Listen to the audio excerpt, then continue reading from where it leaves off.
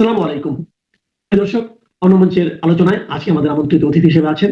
আজকে যে ভিডিওটি করছি এটি জনস্বার্থে। এর সঙ্গে আমার ব্যক্তিগত কোনো সম্পর্ক নেই, কোনো কামনা বাসনা নেই।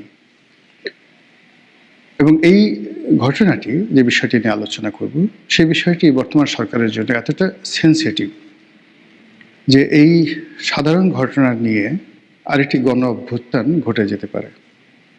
লক্ষ লক্ষ মানুষ রাস্তায় নেমে আসতে পারে এবং মানুষের যে হাজারো চাহিদা, হাজারো বিপদ বিপত্তি, অভাব এবং অভিযোগ, বড় বড় অভাব অভিযোগগুলো রয়েছে, সেই অভাব অভিযোগগুলো একসাথে সাপের বিষ হয়ে এই বর্তমান চলমান সমস্যাটিকে কেন্দ্র করে সরকারের বিরুদ্ধে যদি জনগণ বিক্ষুব্ধ হয়ে ওঠে, পরিস্থিতি কি হবে আমরা এই মুহূর্তে বলতে পারছি না।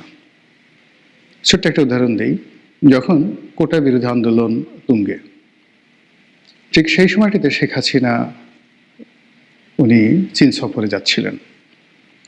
আমি তখন একটি ভিডিওতে বলেছিলাম যে আপনি এই মুহূর্তে চীন সফরে যাবেন না। আন্দোলনের মতিগতি দেখে আমার ভালো মনে হচ্ছে না। কোনো টেলিফোনে না বা ওনার সঙ্গে আমার এরকম কোনো সম্পর্ক নেই, আমি এই ভিডিও বার্তাতে বলেছিলাম। এবং আমি যতটা জানি যে সরকারের যারা কর্তা ব্যক্তি তারা তখন নিয়মিত আমার ভিডিও মনিটর করতেন এবং দেখাশোনা করতেন। তো আমি বললাম যে আপনি যখন ফিরে আসবেন, ফিরে আসার পর পরিস্থিতি আপনার নিয়ন্ত্রণে থাকবে না। তো তিনি চীন সফরে গেলেন, চীন সফর থেকে আসলেন এবং বলেন অনেকটা অপমানিত হয়ে এবং লাঞ্ছিত হয়ে। আসার পর তিনি ছিলেন মানসিকভাবে বিপর্যস্ত, বিধ্বস্ত। আমি আরেকটা ভিডিও করলাম যে আপনি ওখানে যা কিছু ঘটেছে আপনি এইবার সংবাদ সম্মেলন করবেন না। প্রতিবার বিদেশ থেকে এসে আপনি গণভবনে যে মজমা মেলান এবং সেখানে রং তামাশা, ঠাট্টা মশকারা, এরপর নানা রকম পিঠা পায়েসের উৎসব থেকে শুরু করে যা কিছু একটা ট্রেডিশন হিসেবে আপনি চালু করেছেন গণভবনে, এইবার সেটা করতে যাবেন না। এর কারণ হলো চীন দেশে যা কিছু ঘটছে এবং বাংলাদেশের মাটিতে এই মুহূর্তে যা কিছু ঘটছে, এই দুটো জিনিসের ভার আপনি বহন করতে পারবেন না। মুখ ফসকে এমন কিছু বের হয়ে যাবে বা ওখানে এমন কোনো কথা বের হয়ে যাবে যেটার দায় দায়িত্ব আপনাকে নিতে হবে এবং আপনি সামাল দিতে পারবেন না। অবাক করার ব্যাপার হলো যে আমি খুব সাধারণ মানুষ, একেবারেই মানে যাকে বলা হয় আমার জ্ঞান বুদ্ধি এতটা কম যে আমার নিজের মাঝে মধ্যেই মনে হয় যে আমি আসলে কেন বলি বা কিছু কিছু লোকজন আমার কথাই বা কেন শুনে। কিন্তু এরপরে অবাক করার একটা ব্যাপার হলো যে আমার অনেক কথা ব্যক্তিগত জীবনে, পারিবারিক জীবনে, রাজনৈতিক জীবনে, জাতীয় জীবনে একেবারে অক্ষরে অক্ষরে ফলে যায়। বেশিরভাগ কথাই অক্ষরে অক্ষরে ফলে যায়। তো আমার নিজের ব্যক্তিগতভাবে যদি আমি কাউকে দোয়া করি, আমার সেই দোয়া খুব কবুল হয়েছে আমার কাছে আমি বলতে পারবো না। কিন্তু আমি যখন কোনো কাউকে অভিশাপ দেই, মনের মধ্যে থেকে একটা দীর্ঘশ্বাস বের হয়ে আসে। বিশ্বাস করেন, আমার জীবনের একটা অভিশাপ কখনো বিফলে যায়নি।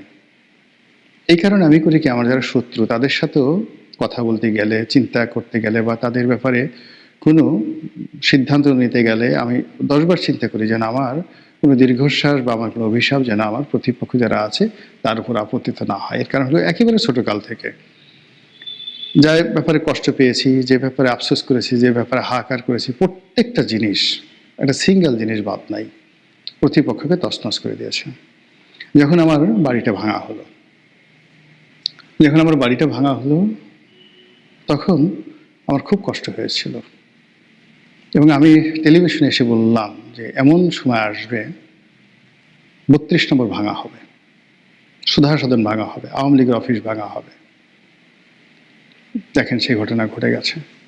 আমাকে যখন অন্যায়ভাবে জেলে ঢুকানো হলো 2012 সালে, তখন আমি বের হয়ে লিখেছিলাম যে এমন একটা সময় আসবে যারা আমাকে এই অন্যায়ের মধ্যে ডুবিয়ে দিলেন, যারা আমার রাজনৈতিক জীবন তছনছ করে দিলেন, একটা সময় তাদের তকদির তছনছ হয়ে যাবে।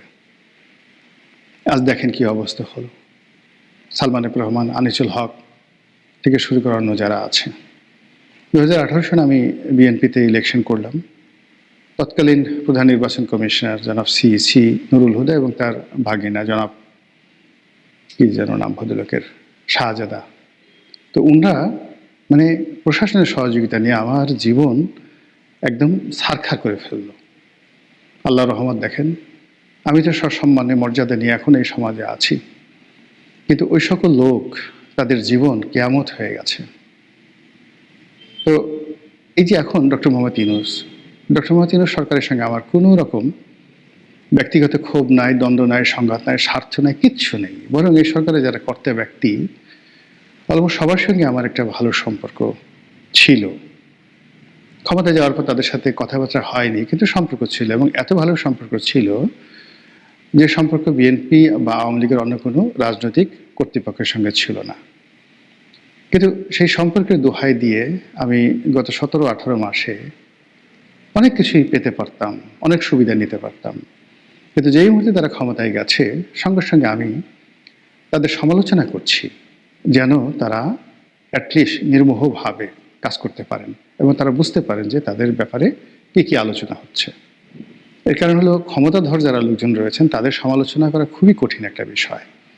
আবার ধরুন এই যে বিএনপির সুসময় যাচ্ছে, তারেক রহমান সাহেব আসছেন, সেখানেও কিন্তু আমি নির্মোহভাবে সমালোচনা করার চেষ্টা করছি যেন তারা দিক নির্দেশনা পান এবং জনগণের যে আওয়াজ, সেই আওয়াজটা তারা শুনতে পারেন। কিন্তু আমি যদি একটা নমিনেশন চাইতাম, ইলেকশন করতে চাইতাম, দলের বড় পদ পদবি চাইতাম, আমার দ্বারা এই কাজ কখনোই সম্ভব হতো না। তো এনিওয়ে, এখন যে কথা বলবো সেই কথাটাও এই কারণে বলা যে বর্তমান যে লক্ষণগুলো এই মুহূর্তে আছে বাংলাদেশে, সেই লক্ষণের প্রেক্ষাপটে যে কোনো দুর্ঘটনা যে কোনো সময় ঘটে যেতে পারে। এবং এখন যদি কোনো দুর্ঘটনা ঘটে, বিএনপি বিপদে পড়বে, তারেক রহমান সাহেব বিপদে পড়বেন, জামাত বিপদে পড়বে, জামাতের আমির বিপদে পড়বেন, আর এনসিপির যারা নেতৃবৃন্দ তারা তো বটেই, আর সবচেয়ে বেশি বিপদে পড়বেন ডক্টর ইউনূস এবং তার যারা লোকজন। এবং এখানে ওই যে আওয়ামী লীগ জমানার যে বারুদের ঘটনা বলছিলাম, যে ছোট্ট একটা ঘটনা ঘটবে, এটা বারুদের মতো বা স্ফুলিঙ্গের মতো সারা বাংলাদেশে ছড়িয়ে পড়বে। কবে পড়বে আমরা সেটা জানি না। এখনও তদ্রূপ। গত 17 মাসে মানুষের যে পুঞ্জীভূত ক্ষোভ, তারপরে সরকারের যে ব্যর্থতা, চারিদিকে দুর্নীতির যে মহোৎসব, অব্যবস্থাপনা, নিরাপত্তাহীনতা, মানুষের অর্থনৈতিক জীবনের হতাশা, ক্লান্তি, সব কিছু টকবগিয়ে ফুটছে। তো সেই অর্থে কোনো মানুষ যদি সামান্য একটু সুযোগ পায় ঘৃণা জানানোর, ক্ষোভ দেখানোর, রাগ দেখানোর, ক্রোধ দেখানোর, সঙ্গে সঙ্গে তারা ঝাঁপিয়ে পড়বে। অন্যদিকে ভারত, পাকিস্তান, তারপর আমেরিকা, এই দেশগুলো না আমাদের দিকে একেবারে যাকে বলে ওত পেতে আছে। এটি শিকার ধরার জন্য বাঘ যেভাবে বসে থাকে, তারপর ঈগল বা শকুন তারা দূর আকাশে উড়তে উড়তে গিয়ে তার শিকারকে যেভাবে টার্গেট করে, বাংলাদেশকে টার্গেট করে অনেক শকুনেরা দূর আকাশে যেভাবে বিচরণ করছে, আমরা যারা একটু ভাবতে পারি, কল্পনা করতে পারি, এ দৃশ্য কল্পনা করলে আমাদের অন্তরাত্মা রীতিমতো শুকিয়ে যায়। তো এইরকম একটি অবস্থায় বাংলাদেশের একটি সমস্যা, যে সমস্যাটা সরকার ইচ্ছে করলে সমাধান করতে পারে। সেই সমস্যাটা হলো, সারা বাংলাদেশে যে এখন সিলিন্ডার গ্যাসের সংকট চলছে। প্রথমত সিলিন্ডার গ্যাসের দাম অস্বাভাবিকভাবে বেড়ে গেছে, অস্বাভাবিক। দ্বিতীয়ত টাকা দিয়েও গ্যাস মিলছে না। এবং গত কয়েক বছরে, 5 থেকে 6 বছরে জ্যামিতিক হারে এই সিলিন্ডার গ্যাসের ব্যবহার বেড়েছে। অজপাড়াগাঁয়ে, একেবারে গ্রাম অঞ্চলে, যেখানে মানুষ সারাটা জীবন প্রাকৃতিক জ্বালানি ব্যবহার করত, জ্বালানি কাঠ, গোবর এবং অন্যান্য বিভিন্ন যে প্রাকৃতিক যে উপাদান রয়েছে, জ্বালানির উপাদান, সেগুলোকে মিক্স করে গ্রাম বাংলার মা বোনেরা, ভাই বোনেরা তারা একটা বিশেষ ধরনের জ্বালানি তৈরি করে তারা সেই জ্বালানি চাহিদা মেটাতেন। এবং 70-এর দশকের গ্রাম বাংলার 100% জ্বালানি ছিল এরকম প্রাকৃতিক নির্ভর। কিন্তু এখন এই জ্বালানিটা চলে আসছে সিএনজিতে, এলএনজিতে, রূপান্তরিত প্রাকৃতিক গ্যাসে। তো এই যে সিলিন্ডার গ্যাস, এই সিলিন্ডার গ্যাসে এখন চরাঞ্চল, প্রত্যন্ত চরাঞ্চল, সেখানে একটু সঙ্গতিপূর্ণ পরিবার, তারাও কিন্তু সিলিন্ডার গ্যাস ব্যবহার করছে। তারাও কিন্তু এখন সেখানে সোলার পাওয়ার ব্যবহার করছে। তো সেই দিক থেকে এই যে সিলিন্ডার যে গ্যাস, এই গ্যাস এর যে মূল্য বৃদ্ধি এবং এই গ্যাস এই মুহূর্তে পাওয়া যাচ্ছে না। এটি নিয়ে সারা বাংলাদেশে প্রতিদিন অনাকাঙ্ক্ষিত ঘটনা ঘটছে, মানুষ ক্ষোভে ফুটছে। এবং এই সিলিন্ডার গ্যাস নিয়ে যদি ন্যূনতম একটি বিক্ষোভ হয়, মানে প্রতিটি ঘরের, এই ঢাকা শহরের 1 কোটি লোক রাস্তায় নেমে আসবে, মা বোনেরা। এবং এটা একটা ভয়াবহ, মানে যে কোনো একটা আন্দোলনে যদি শিশুরা এবং মহিলারা জড়িত হয়ে যান, যেটা আমাদের জুলাই গণঅভ্যুত্থানে হয়েছিল, তাহলে সেটি আর নিয়ন্ত্রণ করা যায় না। এবং ফ্রেঞ্চ রেভলিউশন যেটা হলো, সেই ফ্রেঞ্চ রেভলিউশনের সময়টাও কিন্তু পুরুষেরা ব্যর্থ হয়েছিল, নারীরা বের হয়ে এসেছিল।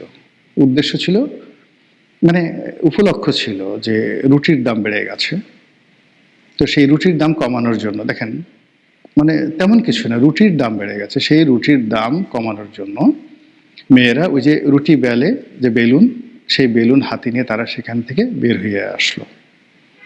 পুরো প্যারিসের রাস্তা ভরে গেল রমণীতে, আর পুরুষরা এই সুযোগে লাফিয়ে পড়লো, একটা বিপ্লব হয়ে গেল, ফ্রেঞ্চ রেভলিউশন হয়ে গেল। এখন এই বাংলাদেশে যে বিপ্লব হয়েছে 17 মাস আগে, বা যে গণ অভ্যুত্থান হয়েছে, এটা নিয়ম হলো যখন এটি গণ অভ্যুত্থান হয়, সেটার একটা কাউন্টার গণ অভ্যুত্থান হয়। একটা বিপ্লব হয়, তার একটা প্রতি বিপ্লব হয়, এবং সঙ্গে সঙ্গে।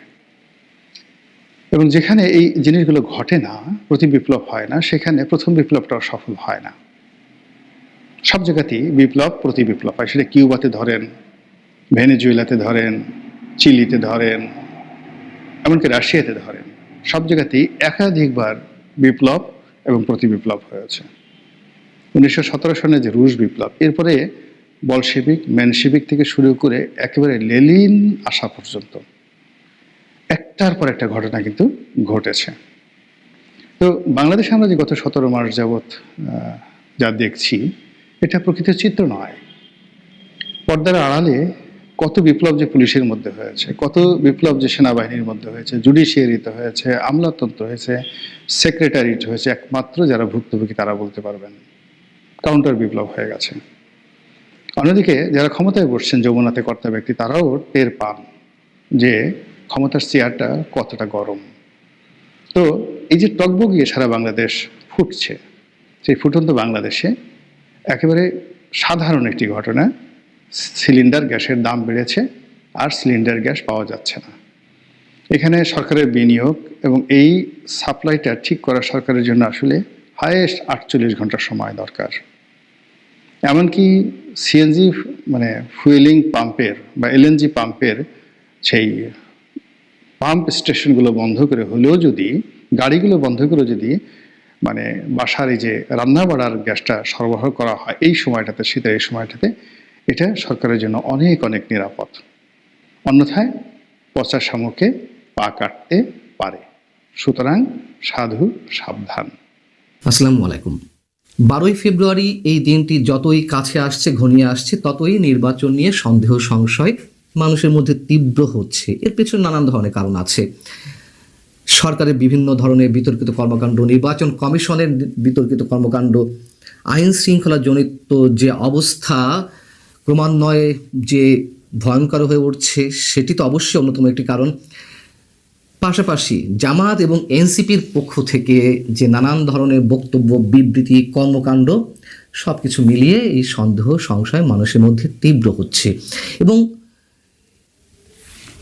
অবস্থা এমন একটা পর্যায়ে গিয়ে পৌঁছেছে যে নির্বাচন প্রতিহত করতে বিদেশি শক্তির হস্তক্ষেপেরও প্রয়োজন হয়ে উঠেছে পক্ষান্তরে। আমরা এই কথা বলতেই পারি। কেন বলছি এই কথা? শনিবার ইউরোপীয় ইউনিয়নের চিফ ইলেকশন অবজারভার আইভার্স ইজাবসের নেতৃত্বাধীন একটি নির্বাচন পর্যবেক্ষক দল এসেছে। তাদের সঙ্গে বিভিন্ন রাজনৈতিক দলের নেতাদের নানান ধরনের আলোচনা চলছে, এবং আমরা জানি ইউরোপীয় ইউনিয়ন একটি বড় নির্বাচনী পর্যবেক্ষক দল পাঠাবে এই নির্বাচনে, এবং তাদের মতামতের একটি গুরুত্ব রয়েছে বিশ্বব্যাপী। যেখানে তারা অবজারভার টিম বা নির্বাচন পর্যবেক্ষক দল পাঠায়, তাদের মতামতের উপরে যুক্তরাজ্য তারা অনেকখানি গুরুত্ব দিয়ে থাকে। তো তেমনই একটি প্রতিনিধি দলের সঙ্গে শনিবার বৈঠক ছিল এনসিপির। তো এনসিপি কি জানিয়েছে তাদেরকে? এটি নাহিদ ইসলাম, এনসিপির আহ্বায়ক, তিনি নিজেই বলছেন সাংবাদিক কাছে যে আসন্ন জাতীয় নির্বাচন পর্যবেক্ষণে ইউরোপীয় ইউনিয়ন একটি বড় ও শক্তিশালী পর্যবেক্ষক দল পাঠাতে যাচ্ছে। ইউরোপীয় ইউনিয়ন চায় নির্বাচনটি সুষ্ঠু, নিরপেক্ষ ও প্রতিযোগিতামূলক হোক এবং ফল ঘোষণার পর সবাই যেন তা গ্রহণ করতে পারে। এতে গণতান্ত্রিক রূপান্তরও নির্বিঘ্ন হবে। নাহিদ ইসলামরাও সেটি বিশ্বাস করে। কিন্তু তিনি কি বলছেন? দেশে লেভেল প্লেইং ফিল্ড আছে এমন আত্মবিশ্বাস ও ঐকমত্য সব রাজনৈতিক দলের নেই, এনসিপিরও নেই। এটি ইউরোপীয় ইউনিয়নের যে প্রতিনিধি দল তাদেরকে জানিয়ে দেওয়া হয়েছে। তিনি বলছেন যে একটি বিশেষ রাজনৈতিক দলকে সরকারি সুযোগ সুবিধা ও বিশেষ প্রোটোকল দেওয়ার মাধ্যমে প্রশাসনের বিভিন্ন স্তরে পক্ষপাতের বার্তা যাচ্ছে, যা নির্বাচনী মাঠে অসমতা তৈরি করতে পারে। এই কথাগুলো এনসিপি এবং জামাত গত কয়েকদিন ধরে অনবরত বলে আসছে, সব জায়গাতে, সব ধরনের সমাবেশে কিংবা প্রেস ব্রিফিংয়ে। এখন বিষয়টা হচ্ছে যে কেন ইউরোপীয় ইউনিয়নের পর্যবেক্ষক দলের প্রতিনিধিদের কাছে এমন অভিযোগ নাহিদ ইসলাম করলেন? এর নানান ধরনের কারণ আছে, নানান ধরনের বিষয় আমাদের সামনে উপস্থিত হতে পারে। এক নম্বর হচ্ছে যে নতুন বন্দোবস্তের কথা বলে আসছে, এই যে জুলাই যোদ্ধারা কিংবা তাদের সমন্বয়ে যে গঠিত রাজনৈতিক দল বা কিংস পার্টি এনসিপি, তারা তো নতুন বন্দোবস্তের কথা একেবারে ঢাকঢোল পিটিয়ে বলে আসছে। নতুন বন্দোবস্ত যে কতটা কায়েম হয়েছে দেশে গত 17 মাসে তা তো আমরা ঢের ভালো জানি। এখন নতুন বন্দোবস্তের মধ্যে পড়ে যে আমরা বিদেশি শক্তির হস্তক্ষেপ চাইবো না কোনো কিছুতে, ইভেন নির্বাচন ইস্যুতে। আমরা দেখেছি এর আগে প্রতিটি সরকারের সময়, সেটি বিএনপি হোক, আওয়ামী লীগ হোক, রাজনৈতিক যে কোনো সংকটে আমরা বিদেশি শক্তির দ্বারস্থ হই, তারা এসে এখানে নাক গলায়। তো সেটি আবার আমাদের সামনে উপস্থিত হলো নতুন বন্দোবস্তের নামে। এনসিপি সেটি আমাদের সামনে খুব ভালোভাবে উপস্থাপন করলো যে কতটা নতুন বন্দোবস্ত হচ্ছে এই দেশে। ন্যাক্কারজনক একটি ঘটনা। দ্বিতীয়ত হচ্ছে যে কেন তারা ইউরোপীয় ইউনিয়নের কাছে এই অভিযোগটি করলো, বিদেশিদের কাছে কেন তারা এই ধরনের অভিযোগ এখন করছে? যেহেতু ইউরোপীয় ইউনিয়ন নির্বাচন কমিশনকে নানান ধরনের সহযোগিতা দেয়, আর্থিক সহযোগিতা থেকে নানান ধরনের কারিগরি সহযোগিতা নানান পর্যায়ে তারা দিয়ে থাকে, এবং তারা একটি বড় নির্বাচনী পর্যবেক্ষক দল পাঠিয়ে থাকে, এবারও পাঠাবে। এই নির্বাচন নিয়ে যাতে তারা প্রশ্ন উত্থাপন করে। এবং আমার কি মনে হয় জানেন, এটি টম অ্যান্ড জেরির খেলা চলছে। ডক্টর মোহাম্মদ ইউনূস একদিকে তারেক রহমানকে বিশেষ নিরাপত্তার নামে অস্বাভাবিক নিরাপত্তা দিচ্ছে, এটা সত্য কথা। তারেক রহমানের জীবনের ঝুঁকি রয়েছে, তার নিরাপত্তা, বিশেষ নিরাপত্তাও দরকার। কিন্তু ভিভিআইপি প্রোটোকল যখন দেওয়া হবে তখন সেটি অবশ্যই প্রশ্নবিদ্ধ, এবং এটি দিয়ে দেখাতে চাইছে যে আমরা তোমাদের সাথে আছি। কিন্তু এদিক থেকে এনসিপি এবং জামাতকেই আখেরে সব ধরনের সুযোগ সুবিধা দেবে বলে অনেকে মনে হয়, এমনকি নির্বাচনের ফলাফলেও সেটি প্রভাবিত হতে পারে। একটু হিসেব মিলিয়ে দেখুন, ডক্টর মোহাম্মদ ইউনূস, তার যে সরকার, তার ভর কেন্দ্রগুলোর মধ্যে তো 1 নম্বরে এনসিপি, দ্বিতীয়ত জামাত, তৃতীয়ত বিএনপি। তো এনসিপির ছাত্র নেতারাই তো ডক্টর মোহাম্মদ ইউনূসকে ক্ষমতায় বসিয়েছেন, প্রধান উপদেষ্টার পদে বসিয়েছেন। একথা তিনি নিজেই বলেন। আমাদের মনে করার কোনো কারণ আছে যে ডক্টর মোহাম্মদ ইউনূস এনসিপি এবং জামাতের কোনো অভিমত বা মতামতের বাইরে যাবে? এমনটি মনে করার কোনো কারণ নেই। তারেক রহমানের নিরাপত্তা ব্যবস্থাটা একটু চোখে লাগার মতন আমি নিজেই বলেছি, কিন্তু এটিতে সমাধান করা যেত সরকারের সাথে হার্ড লাইনে কথাবার্তা বলে কিংবা নির্বাচন কমিশনের সাথে বলে, এটি করা যেত। সেটি বিদেশি শক্তির প্রতিনিধিদের কাছে কেন বলতে হবে, কেন অভিযোগ জানাতে হবে? এবং এই সবই নির্বাচনকে প্রতিহত করার বা নির্বাচন যাতে না হয় তারই ষড়যন্ত্রের একটি অংশ। তারেক রহমানের বিষয়ে আরেকটি কথা বলেছেন নাহিদ ইসলাম, গণমাধ্যমের বিষয়ে, যে গণমাধ্যম আবার বিএনপির প্রতি ঝুঁকে পড়ছে। কেন ঝুঁকে পড়ছে তার তো বিভিন্ন কারণ আছে। যদি গণমাধ্যমের ভূমিকা নিঃসন্দেহে ন্যাক্কারজনক, বিতর্কিত, আওয়ামী লীগ আমলে যাচ্ছিল, এখন জাস্ট তার রিভার্স। এখন আওয়ামী লীগের বিরুদ্ধে গিয়ে এখন বিশেষ বিশেষ শক্তির পক্ষে তারা জয়গান গাইছে, হাতে গোনা 2-1টি গণমাধ্যম ছাড়া। তো বিদেশি শক্তির হস্তক্ষেপের দ্বারস্থ তারা হচ্ছে। তারা সব ধরনের কম্পোনেন্ট ব্যবহার করছে নির্বাচন যাতে না হয় তার জন্য। এর ব্যাখ্যা আমি অনেক আগে থেকেই দিয়ে আসছি, অনেক আগে থেকে আপনাদের বলে আসছি, জানিয়ে আসছি যে নির্বাচন এই সরকার আমলে হবে না অথবা হতে দেওয়া হবে না। কেন? জামাত এবং এনসিপি যে ক্ষমতা ভোগ করছে এটি তো তারা সহজে হাতছাড়া করতে চাইবে না।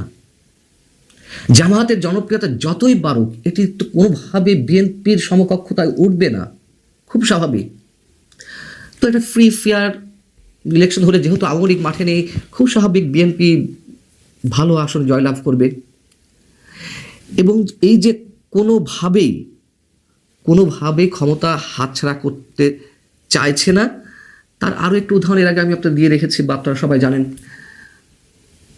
জামাতে আমির ডক্টর শফিকুর রহমান তিনি তারেক রহমানের সাথে দেখা করে বললেন যে আগামী 5 বছর যেন সবাই মিলেমিশে সরকার পরিচালনা করতে পারে দেশের স্বার্থে, এই জন্য একটা জাতীয় সরকার গঠন করতে হবে।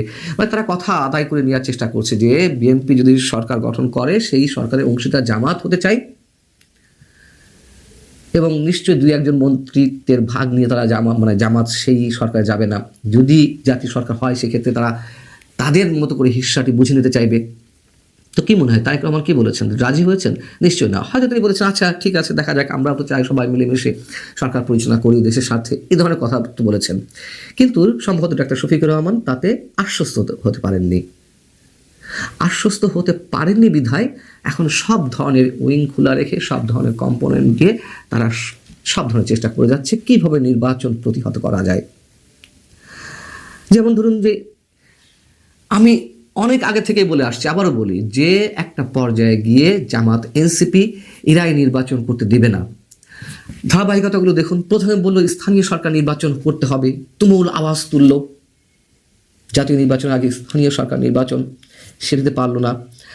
তারপর বলা হলো যে সংস্কার প্রস্তাবের আইনগত ভিত্তি দিতে হবে, জোর গলা উচ্চারণ করতে লাগলো। সরকারের উপদেষ্টা লাভ দিয়ে ঝাঁপ দিয়ে পড়লেন কীভাবে আইনগত ভিত্তি দেওয়া যায়, তার জন্য বিশেষজ্ঞদের মতামত নেওয়া হলো। বিএনপির আপত্তির মুখে পারল না। এরপরে কি হলো? বলা হলো যে আগে গণভোট করতে হবে জাতীয় নির্বাচনের আগে, সেটিও পারল না। সরকার সেটা চাইছিল যে জাতীয় ঐক্যমত্য কমিশন বা ডক্টর আলী রিয়াজের মতো মানুষরা তারা সব ধরনের চেষ্টা করছিলেন কীভাবে গণভোট আগে করা যায়। হাস্যকর সব ব্যবস্থা জামাত এনসিপির পক্ষে, সব এগুলো খেলা। ডক্টর মোহাম্মদ ইউনূসের যে টিম আছে সেই টিম দিয়ে এগুলো খেলানো। এখন এসে বিদেশি শক্তির কাছে অভিযোগ জানানো হচ্ছে যাতে তারা এই নির্বাচনকে বিতর্কিত করে, প্রশ্নের মুখে নির্বাচনী পর্যবেক্ষক দল না আসে এমন একটি ঘোষণা তারা দেয়। লেভেল প্লেইং ফিল্ড নিশ্চিতের নামে তারা এই প্রশ্নগুলো উত্থাপন করতে পারে। এবং লিখে রাখুন, যদি লেভেল প্লেইং ফিল্ড হয়ও, মানে লেভেল প্লেইং ফিল্ড তো আছে, কিন্তু তারেক রহমানকে ব্যক্তিগত জায়গা থেকে নিরাপত্তা ব্যবস্থাটা একটু বেশি দেওয়া হচ্ছে। এই তো ধরুন একটা সহনীয় মাত্রায় কমিয়ে আনা হলো। তারেক রহমানের নিরাপত্তা তো দরকারি, অবশ্যই দরকার, এটি সবাই জানে আমরা, যে তার জীবন হুমকির মুখে, ঝুঁকির মুখে। আর যতই আমরা বলি যে আইন সবার জন্য সমান, আইন সবার জন্য সমান না, এগুলো পুস্তকের কথা, এগুলো স্রেফ বাণী। নইলে তারেক রহমান যেমন একদিনে ভোটার হলেন, এটা কি সম্ভব ছিল? অন্য কারো, কেউ মৃত্যু শয্যাশায়ী মনে করুন, তিনি নির্বাচন কমিশনে যেতে পারছেন না বা তার একদিনের মধ্যে ভোটার হতে হবে, এটা কি সম্ভব? কারোর জন্য সম্ভব না। যাই হোক, আইন সবার জন্য সম্ভব না। তারেক রহমান একদিনে ভোটার হয়েছেন, সেটি নিয়ে আমার কোনো প্রশ্ন নেই। কিন্তু তার নিরাপত্তা ব্যবস্থাটা যদি একটা সহনীয় মাত্রায় নামিয়ে আনা হয়, তারপরেও দেখা যাবে এরা নতুন নতুন অজুহাত তুলছে নির্বাচনকে বিতর্কিত করতে, নির্বাচন প্রতিহতর জন্য। ভালো থাকুন সব।